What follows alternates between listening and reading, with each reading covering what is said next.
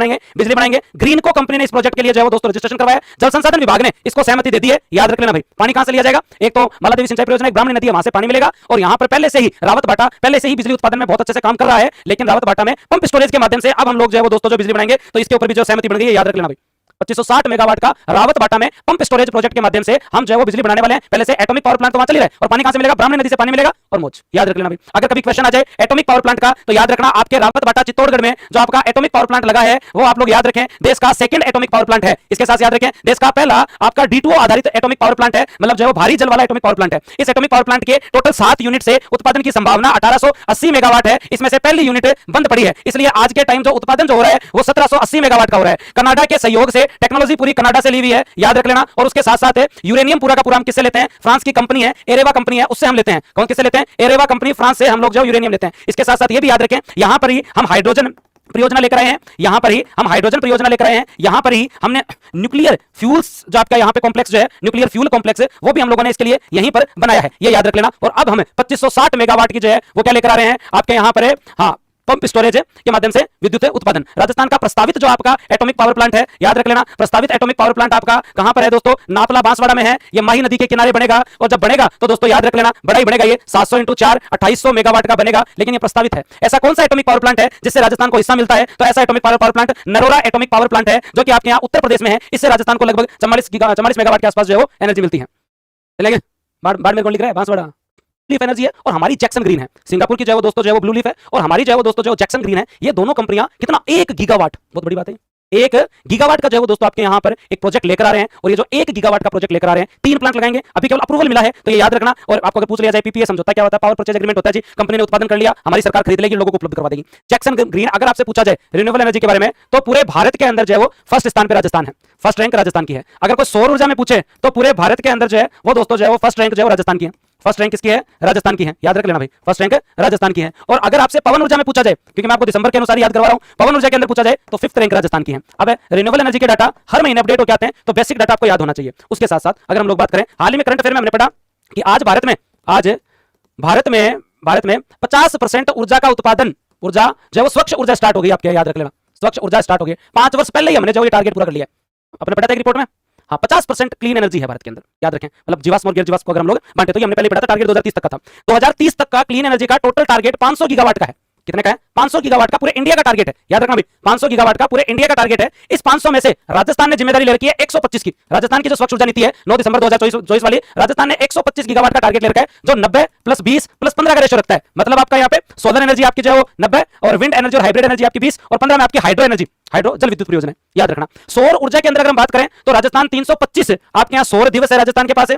और आज राजस्थान की टोटल संभावित क्षमता कि अगर पूरे राजस्थान में पैनल लगा दे तो कितना है? 142 गीगावाट की टोटल कैपेसिटी है। उसमें से 22,676 के इन्होंने प्लांट लगा दिए, याद रखना ये डाटा। ये इतने प्लांट लग चुके हैं, 22,676 के प्लांट लग चुके हैं। और उत्पादन कितना हो रहा है आपका? 5482, ऑलमोस्ट 5482 का जो है दोस्तों आपके यहाँ पे उत्पादन हो रहा है, याद रख लेना। इसे हम अधिष्ठापित क्षमता बोलते हैं। पवन ऊर्जा को अगर देखा जाए तो राजस्थान में पवन ऊर्जा की संभावना बहुत है भाई साहब, डबल है। संभावना कितनी? डबल है, 284 गीगावाट की। आज के दिन 5209 मेगावाट के प्लांट लग चुके हैं दिसंबर 2024 तक, और 4414 मेगावाट इसकी अधिष्ठापित क्षमता है। क्या है? अधिष्ठापित क्षमता है, याद रख लेना। ये आपके प्लांट लग चुके हैं, मैं आप लोगों को दिसंबर तक याद करवा देता हूँ।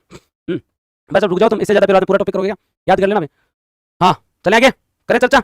अब आगे चर्चा करते हैं, और उसके बाद में याद कर लोगे सोलर लिफ्ट सिंचाई परियोजना, जो आप लोगों के लिए इंपॉर्टेंट है। मेज नदी पर आधारित लिफ्ट परियोजना है, जो कि आपके यहाँ बूंदी के अंदर लोहली गांव में है, बूंदी के अंदर लोहली गांव में है, ये भी याद रखना।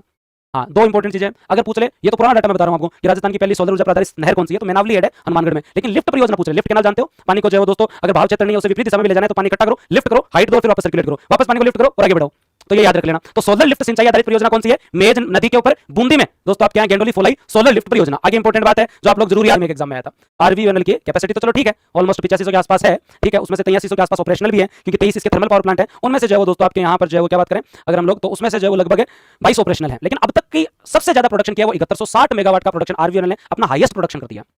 बहुत बड़ी बात है ना। तो राजस्थान विद्युत उत्पादन निगम लिमिटेड को याद रख लेना, क्योंकि आप याद करोगे ना तब आप लोगों को पता चलेगा कि राजस्थान स्टेट इलेक्ट्रिसिटी बोर्ड हुआ करता था कोई जमाने में, राजस्थान राज्य विद्युत बोर्ड हुआ करता था, राजस्थान राज्य विद्युत बोर्ड हुआ करता था, और राजस्थान राज्य विद्युत बोर्ड अकेला ही सब कुछ संभाला करता था। फिर हमारे यहाँ ये 1957 की संस्था थी, हमारे यहाँ विद्युत क्षेत्र सुधार अधिनियम आया, विद्युत क्षेत्र सुधार एक्ट आया, और विद्युत क्षेत्र सुधार एक्ट हमारे यहाँ 1999 में आया, जिसके तहत हमने इसको समाप्त किया और इसकी जगह जो है वो दोस्तों हमने जो है 5 नई कंपनी बनाई, और 19 जुलाई सन 2000 को 5 नई कंपनियां बनी, 5 नई कंपनी जो है वो दोस्तों आपके यहाँ बनी, जो आज के टाइम जो है वो 3 महत्वपूर्ण काम संभालती हैं। जैसे उत्पादन का पूरा काम जो है वो दोस्तों आपके यहाँ राजस्थान विद्युत उत्पादन निगम लिमिटेड द्वारा किया जाता है, और ये केवल थर्मल नहीं संभालती है, थर्मल गैस आधारित, उसके साथ साथ दोस्तों आप लोगों का हाइड्रो पावर प्लांट भी, प्रसारण का काम जो संभालती है उस संस्था का काम है राजस्थान विद्युत प्रसारण निगम लिमिटेड, विद्युत प्रसारण निगम लिमिटेड। उसके साथ साथ वितरण का जो संभालती हैं वो 3 कंपनी है, और एक आपकी जो है वो जयपुर विद्युत वितरण निगम लिमिटेड है, एक आप लोगों की अजमेर विद्युत वितरण निगम लिमिटेड है, एक आप लोगों की जोधपुर विद्युत वितरण निगम लिमिटेड है, एक आप लोगों की जोधपुर विद्युत वितरण निगम लिमिटेड है। याद रख लेना भाई, जो भी स्टूडेंट जो याद कर रहे हैं इतना जरूर याद करना।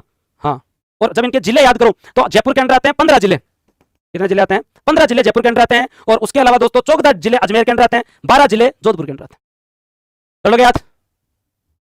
अजय ये तो 40 या 41 कौन करना है? सर्वाधिक जिले जयपुर में है, सर्वाधिक जिले जयपुर में है, लेकिन सर्वाधिक क्षेत्रफल जो है वो दोस्तों आपका जो कहां है?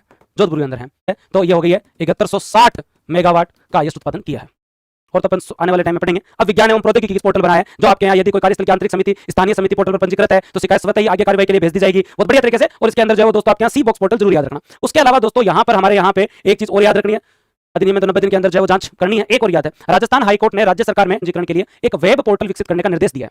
बताओ, राजस्थान आपके यहाँ पर जो है वो आपका, हाँ, और जब तक ये कानून नहीं बनता या आपका जो है वो जब तक वेब पोर्टल नहीं बनता तब तक जो है वो दोस्तों जो शिकायत की जांच सक्षम प्राधिकारी कर ही रहे हैं। लेकिन ये याद रखें, आपसे क्वेश्चन आजकल बहुत चर्चा में लिविन वॉइस ने बहुत बार न्यूज़पेपर में भी रहा है, राजस्थान पुलिस ने महिलाओं की सुरक्षा के लिए एक बनाया है, जिसमें प्रॉपर एक फीचर है कि संकट के समय महिला ने अगर पैनिक बटन दबाया तो हाथों हाथ जो नजदीकी थाने के पास और जो पीसीआर गश्त पे है उसके पास लोकेशन जाएगी और हाथों हाथ पीसीआर वहां पहुंच जाएगी। इसका एग्जांपल हम सब लोगों ने जयपुर में देखा, और ये जो आपका जो राजकोप सिटीजन ऐप है ये बहुत ज्यादा चर्चा में आया। तो कोई भी महिला जो संकट की स्थिति में है वो अगर ये ऐप, देखो मैं ये कह रहा हूं कि हर महिला के पास ये ऐप होना चाहिए, हर महिला के पास ये होना चाहिए। राजकोप सिटीजन ऐप महिला सुरक्षा के लिए राजस्थान पुलिस का सबसे शानदार नवाचार है, और आप ये ऐप डाउनलोड कर लो। किसी भी प्रकार की संकट की स्थिति संभावित हो या कोई घटित होने की संभावना हो, आपको लगे उस समय आप बटन दबाओ, नजदीकी आपका जो पुलिस स्टेशन पीसीआर हाथों हाथ पहुंच जाएंगे। जयपुर में इसका लाइव एग्जांपल देखा गया था।